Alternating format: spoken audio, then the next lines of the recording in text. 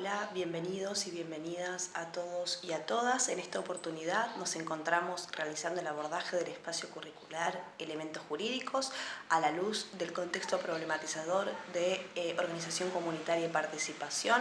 Les doy una cálida bienvenida para el abordaje de los saberes.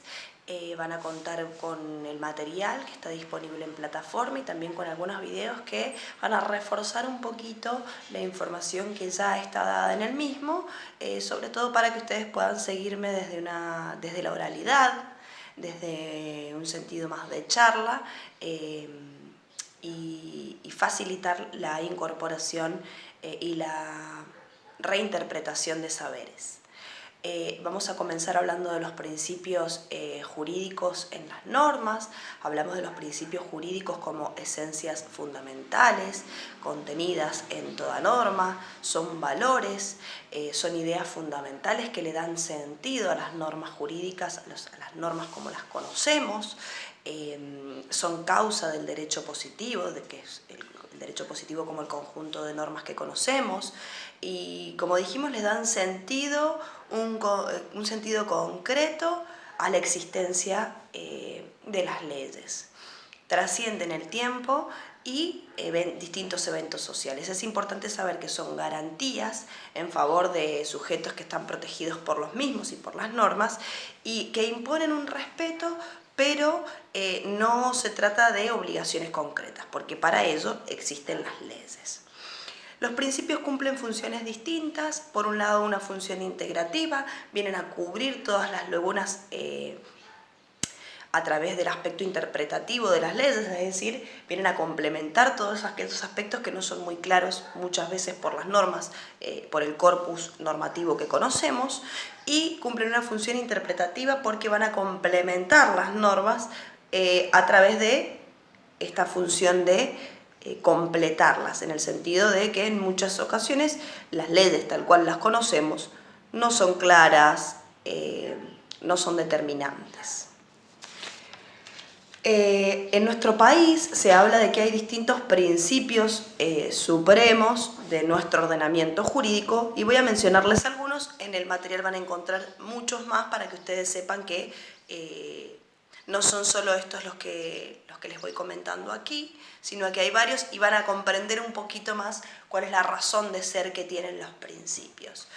Algunos de ellos, como el de la autodeterminación, la libre decisión de individuos, la autorresponsabilidad, que trata del apego a las consecuencias de nuestros actos, la certeza del derecho, que nos define que el mismo es el derecho, la norma, es nuestra base de confianza porque son normas claras y suficientes.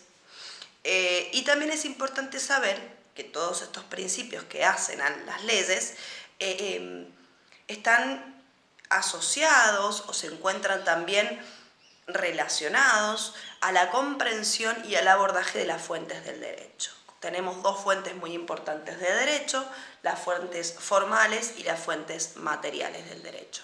Las fuentes formales de derecho trata de las normas y hechos imperativos que emanan de autoridades competentes. Y distinguimos entre estas fuentes formales del derecho a la ley, a la costumbre y a la jurisprudencia. En tanto que las fuentes materiales del derecho tienen que ver con aquellos actos producidos por la libre conducta humana, la doctrina, la equidad, el derecho comparado. La ley, en tanto fuente formal del derecho, son creadas las leyes por poderes públicos, por funcionarios competentes, son escritas y están sustentadas o las encontramos en textos legislativos, por ejemplo nuestra Constitución.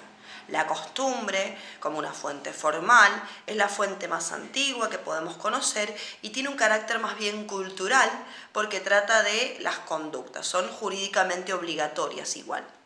La jurisprudencia es la interpretación que realizan funcionarios, jueces de las leyes que en algunos casos no resuelven de una forma clara o exhaustiva un asunto que esté en discusión. Por otro lado, como hablamos de las fuentes materiales del derecho, tenemos la doctrina, que son las opiniones de los juristas para evaluar o ir aclarando teóricamente asuntos, la equidad como un instrumento del que se hacen y al cual recurren funcionarios también para adecuar principios generales del derecho y el derecho comparado como materia que nos permite confrontar las semejanzas y las diferencias entre diversos sistemas jurídicos. Es momento, ahora que ya sabemos de qué se tratan los principios jurídicos, cuáles son las fuentes materiales del derecho, vamos a hablar de lo que son las leyes laborales y los convenios colectivos de trabajo.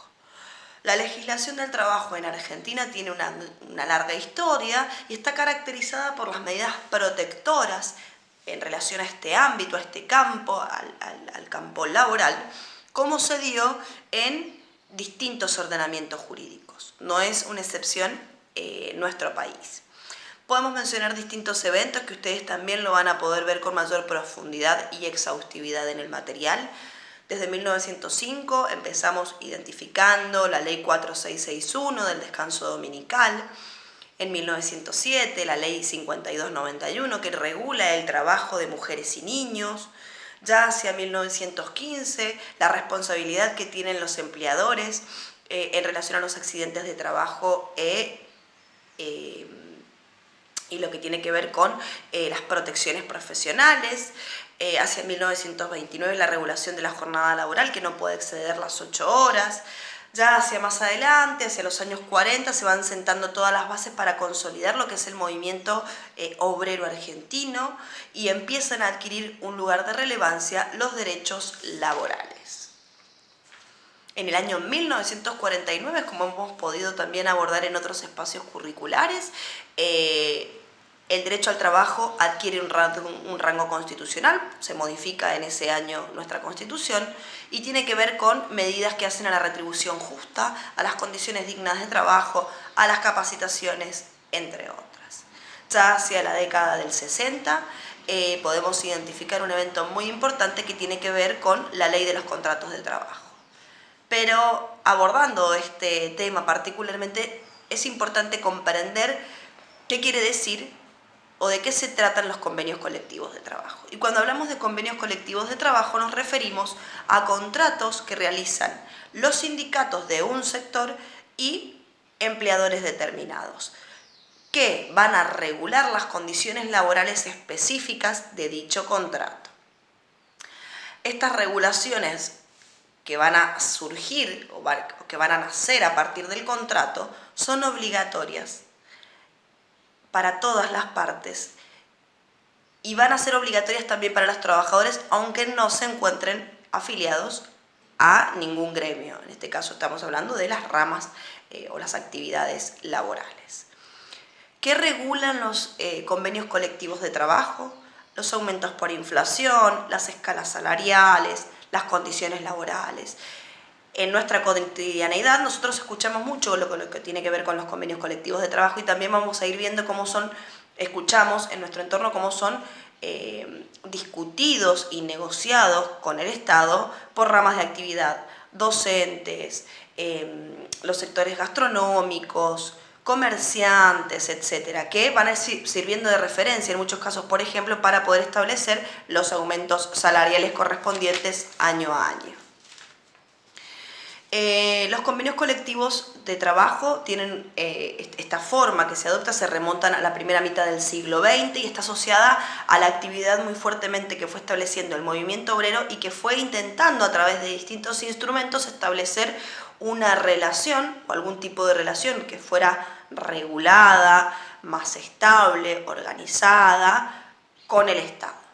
Hacia la década del 30 y de los 40 hubieron numerosas negociaciones colectivas que se distinguían por rama de actividad, incorporándose esta forma en el año 1957 a nuestra Constitución, como parte de los derechos que el Estado debe garantizar en protección del trabajo.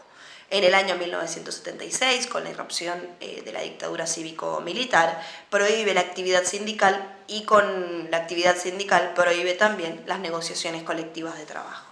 Hacia fines de los años 80 se va recuperando este derecho Y hacia los años 90, estas negociaciones colectivas van adquiriendo características descentralizadas que están asociadas a la flexibilización laboral que se atravesó por esos años en nuestro país. Posteriormente a la crisis del 2001, la negociación colectiva de trabajo ha vuelto a tener un lugar en la escena económica, política, social, laboral de nuestro país, teniendo gran centralidad pública. Bueno, hasta aquí vamos a llegar con este abordaje de estos ejes teóricos. En el posterior video vamos a continuar con el resto de los saberes que nos queda por abordar.